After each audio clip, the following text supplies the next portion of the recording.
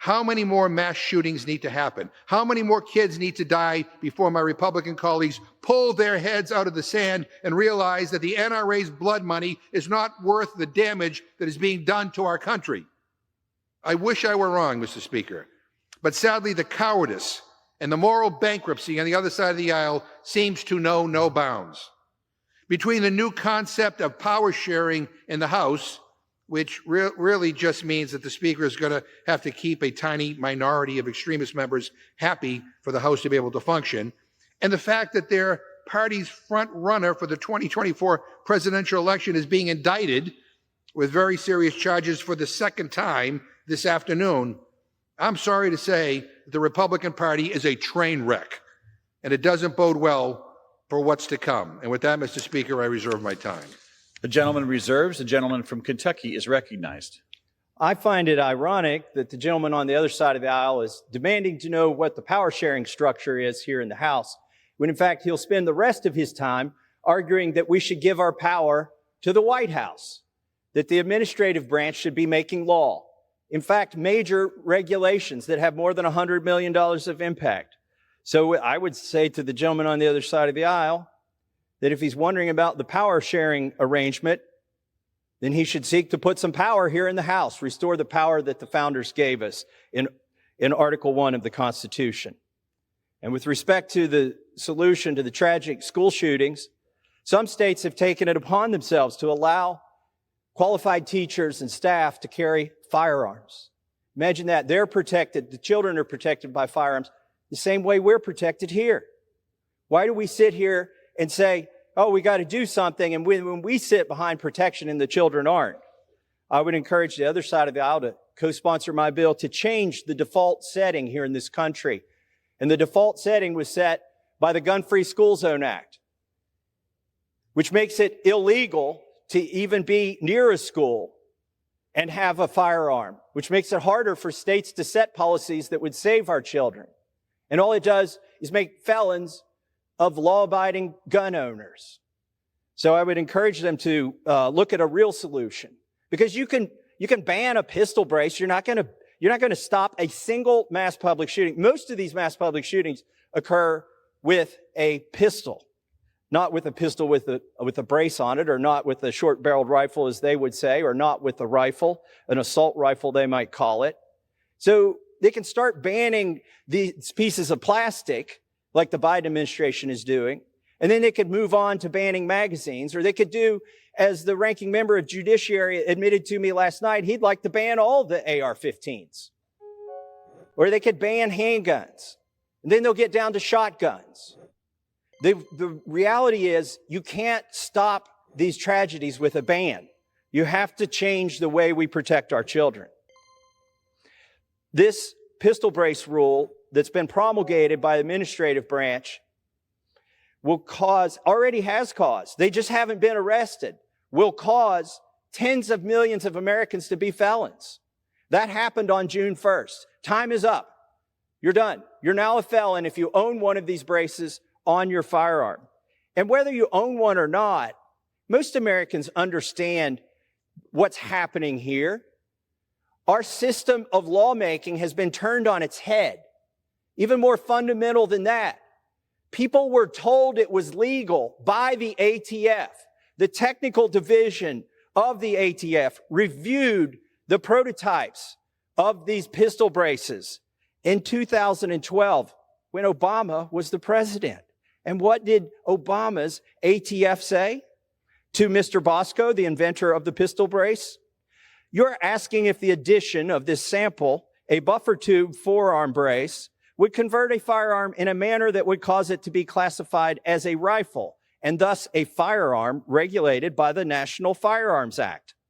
Based on our evaluation, our technical department finds that the submitted forearm brace, when attached to a firearm, does not convert that weapon to be fired from the shoulder and would not alter the classification of a pistol or other firearm. Such a firearm would not be subject to NFA controls.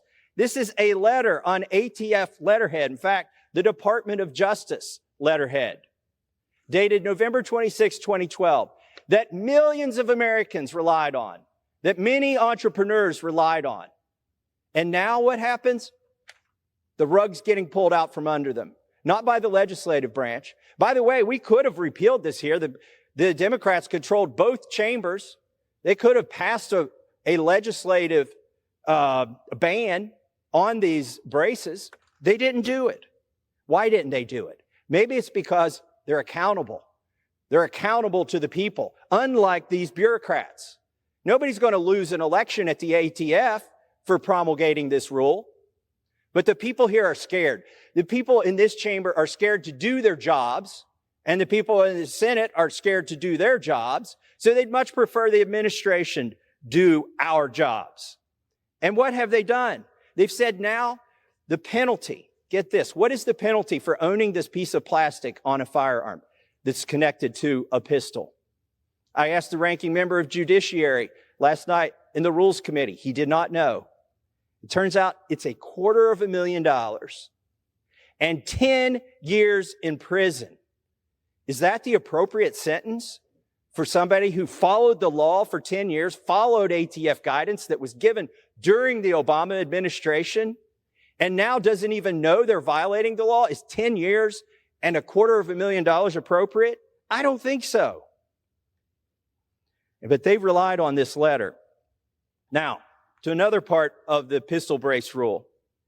The ranking member of Judiciary and the ATF director, Dettelbach, have both testified incorrectly that you can comply with this pistol brace rule from the ATF by merely separating the firearm from the brace.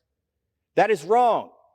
That's not what the ATF rule says. Why do they say this in testimony? Why did the ranking member of Judiciary say this? Why did the ATF director say this? Because they wanted to sound reasonable. That might seem like a reasonable solution, but it's not the solution that the ATF has put into law.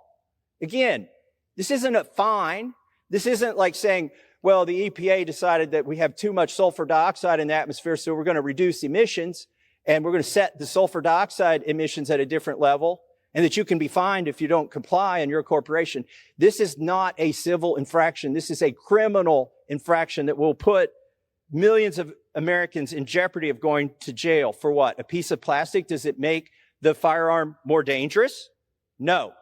Does it make the firearm more concealable? No.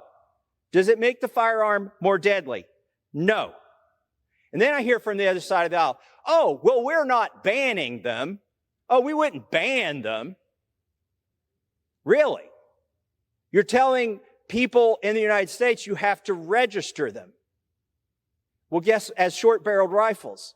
Guess what? That's illegal in 13 states. 36% of Americans live in those 13 states where you can't even comply. You cannot legally comply with the ATF directive to register that pistol with that brace on it as a short-barreled rifle. Compliance is impossible if you want to keep that accessory. So it is a ban. It's a de facto ban, especially on people in those 13 states. But here's what it's really about.